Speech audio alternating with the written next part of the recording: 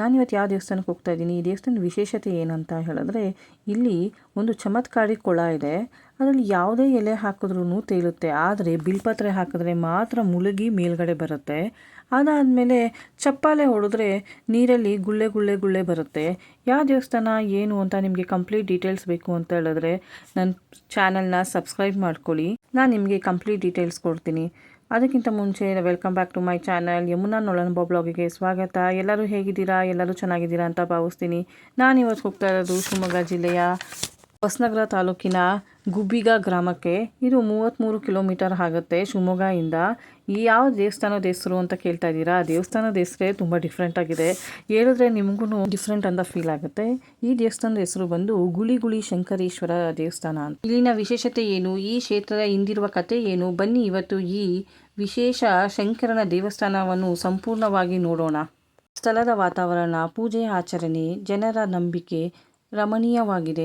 ಯಾಕೆ ಈ ದೇವಸ್ಥಾನಕ್ಕೆ ಗುಳಿಗುಳಿ ಅಂತ ಹೆಸರು ಬಂತು ಅಂದರೆ, ಜೊತೆಗೆ ಇರುವ ಜಟಾತೀರ್ಥ ಎಂಬ ವಿಶೇಷ ಕೊಳವೇ ಈ ಕ್ಷೇತ್ರದ ಪ್ರಮುಖ ಆಕರ್ಷಣೆ. ಸ್ಥಳ ಪುರಾಣದ ಪ್ರಕಾರ ಶಿವ ಮತ್ತು ಪಾರ್ವತಿ ದೇವಿ ಈ ಪ್ರದೇಶಕ್ಕೆ ಬಂದಿದ್ದರು ಎನ್ನಲಾಗುತ್ತದೆ. ಈ ಸಮಯದಲ್ಲಿ ಪಾರ್ವತಿ ದೇವಿಗೆ ಬಾಯಾರಿಕೆ ಆದಾಗ ಶಿವನನ್ನು ನೀರು ಕೇಳಿದರಂತೆ. ಆಗ ಶಿವನು ಗಂಗಾದೇವಿಯನ್ನು ಆಹ್ವಾನಿಸಿದಾಗ ಗಂಗೆಯು ಚಿಲುಮೆಯ ರೂಪದಲ್ಲಿ ಹೊರಹೊಮ್ಮಿದಳು ಎಂಬ ನಂಬಿಕೆ ಇದೆ.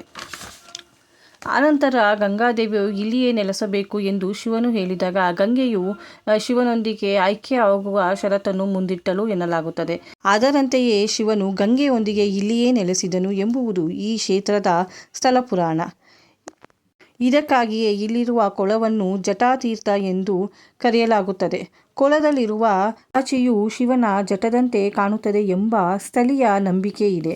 ಕಾಶಿಯಿಂದ ನೀರು ಇಲ್ಲಿಗೆ ಬರುತ್ತದೆ ಎಂದು ಅದನ್ನು ಹೇಳುತ್ತಾರೆ.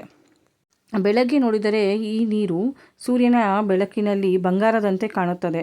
ಸಂಜೆ ಹೋಗುತ್ತಾ ಬೇರೆ ಬಣ್ಣಕ್ಕೆ ಬದಲಾಗುತ್ತದೆ.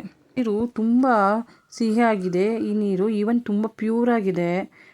ನಿಮಗೇನೋ ಚರ್ಮ ರೋಗ ಆ ಥರ ಏನಾರ ಪ್ರಾಬ್ಲಮ್ ಇದೆ ಅಂತ ಹೇಳಿದ್ರೆ ಈ ನೀರಲ್ಲಿ ಬಂದು ಸ್ನಾನ ಮಾಡ್ತಾರೆ. ಆವಾಗ ಆ ಚರ್ಮ ರೋಗ ನಿವಾರಣೆ ಆಗುತ್ತೆ ಅನ್ನೋ ನಂಬಿಕೆನೂ ಇದೆ. ನಿಮ್ಮ ಇಷ್ಟಾರ್ಥವನ್ನು ಕೇಳಿಕೊಂಡು ಇದರೊಳಗಡೆ ಬಿಲ್ಪತ್ರೆ ಹಾಕಿದ್ರೆ ಬಿಲ್ಪತ್ರೆ ಮುಳುಗಿ ಮೇಲೆ ಬರುತ್ತೆ. ನೀವು ಇನ್ ಕೇಸ್ ಏನಾರ ಅದು ಫುಲ್ಫಿಲ್ ಆಗಲಿಲ್ಲ ಅಂತ ಹೇಳಿದ್ರೆ ಬಿಲ್ಪತ್ರೆ ಕೆಳಗಡೆನೇ ಇರುತ್ತೆ.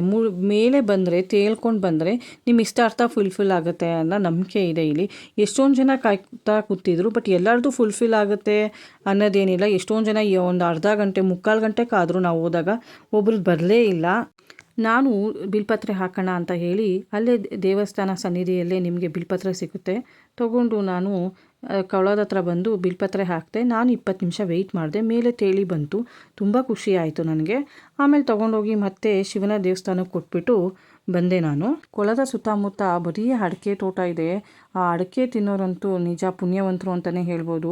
40 ಎಕರೆ ಜಮೀನಿಗೆ ಇದೇ ನೀರು ಪೂರ ಸರಬರಾಜಾಗುತ್ತಂತೆ. ಈ ದೇವಸ್ಥಾನ ಟೈಮಿಂಗ್ಸ್ ಬಂದು ಬೆಳಗ್ಗೆ 7 ಗಂಟೆಯಿಂದ ಸಂಜೆ 7 ಗಂಟೆವರೆಗೂ ಇರುತ್ತೆ. ಕ್ಲಾಪ್ ಮಾಡಿದ್ರೆ ನೀರೊಳಗಡೆ ಗುಳ್ಳೆ ಗುಳ್ಳೆ ಬರುತ್ತೆ. ಎಷ್ಟು ವಿಶೇಷ ಇದೆ ನೋಡಿ ಈ ಕೊಳ. ಭಕ್ತರು ಇಲ್ಲಿ ಬಿಲ್ಪತ್ರೆಯನ್ನು ಅರ್ಪಿಸಿ ತಮ್ಮ ಇಷ್ಟಾರ್ಥವನ್ನು ಬೇಡುವ ಪದ್ಧತಿಯೂ ಇದೆ.